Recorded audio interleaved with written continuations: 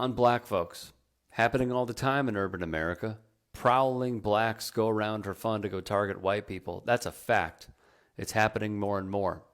On black pilots, if I see one, I'm going to be like, boy, I hope he's qualified.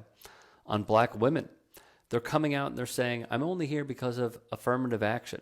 Yeah, we know you do not have the brain processing power to otherwise be taken really seriously. You had to go steal a white person's slot to go be taken seriously.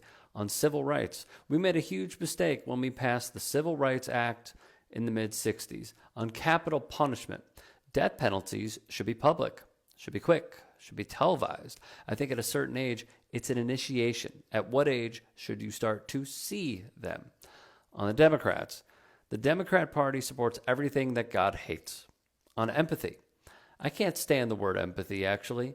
I think empathy is a made-up New Age term that does a lot of damage. On feminism, reject it. Submit to your husband, Taylor Swift. You're not in charge. On gay people, you might want to crack open that Bible of yours. In a lesser reference part of the same part of Scripture is in Leviticus 18, is that thou shalt lay with another man shall be stoned to death. Just saying. So, Ms. Rachel, you quote Leviticus 19. The chapter before affirms God's perfect law when it comes to sexual matters. He said Martin Luther King was awful. He's not a good person. He said one good thing he actually didn't believe. On Muslim people, they aren't hiding their intentions. Muslims plan to conquer Europe by demographic replacement. Will Europe wake up in time? Palestine, I quote, I don't think the place exists. On trans people, you're an abomination to God. The Nation's Elizabeth Spears wrote this. He died with a net worth of $12 million, which he made by espousing horrific and bigoted views in the name of advancing Christian nationalism. The foundation of his empire was the group he co-founded and led, Turning Point USA, a key youth recruitment arm of the MAGA movement. He was able to launch the group at age 18 because he received money from Tea Party member Bill Montgomery, right-wing donor Foster Fice, and his own father, also a prolific right-wing donor.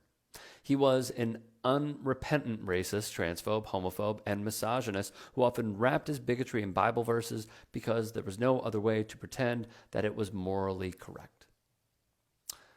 When I see how this man has been whitewashed by legacy media, it really irks me as a member of the media, because we should say that political violence is bad and no one deserves to die over politics.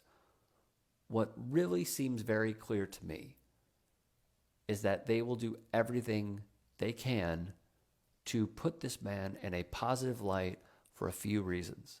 Number one, so the Trump administration will not go after them for painting him in a negative light. Just look at what MSNBC did with Matthew Dowd. The second part about this is that it is such a close proximity to whiteness that they continue to push that this guy was actually decent. He was actually okay, when really he was not. I have to reiterate, no one deserves to get killed over their political views. But those that are saying that they despise political violence have also said nothing about what's happening in the Middle East. They have said nothing about what is happening stateside. They have said nothing about what's happening with ICE. They have said nothing about what's happening to women as Roe v. Wade was overturned, and they have no control over their bodies anymore. These are acts of political violence.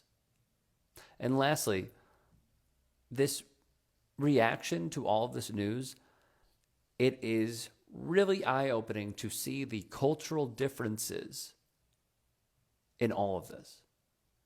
Because a lot of white folks are saying all of this in a certain way, and they are getting mad at black and brown people because they have a far different and right reaction to all of this, which is to not have empathy, because they were the ones that were targeted.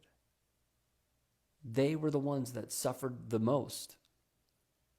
Not only because we live in a white supremacist society, but because this man carried on that legacy within this country. So I think it is wrong for us as white folks to be thought policing how black folks feel and how brown people feel, and how Muslim people feel, because it's not our place.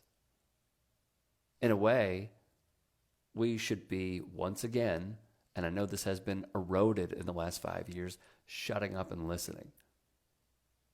For the Parkers and the Deans who are crying on stream, you can feel how you want to feel.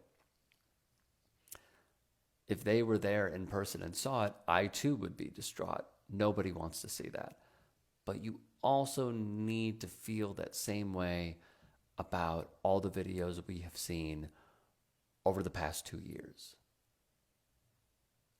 I'm just seeing such an imbalance. And lastly, I know I'm ranting here, the fact that we have seen so many lawmakers who are on the right espouse such hateful things, and how the left is the party of violence, and how this is war, and it's hunting season, open hunting season, etc. And then they realize that the shooter is one of theirs and a Trump supporter, and how quickly it turns, and how now it's about peace and love, is mind-numbing hypocrisy. And it is disgusting on so many levels. And super last thing, for those that are unaware, you should be learning what the term groyper means, because that is allegedly who the shooter aligned with and what sort of politics he believed in. All those quotes from Charlie Kirk were bad, and the groypers thought he didn't go far enough, which tells you everything about a certain part of the MAGA movement.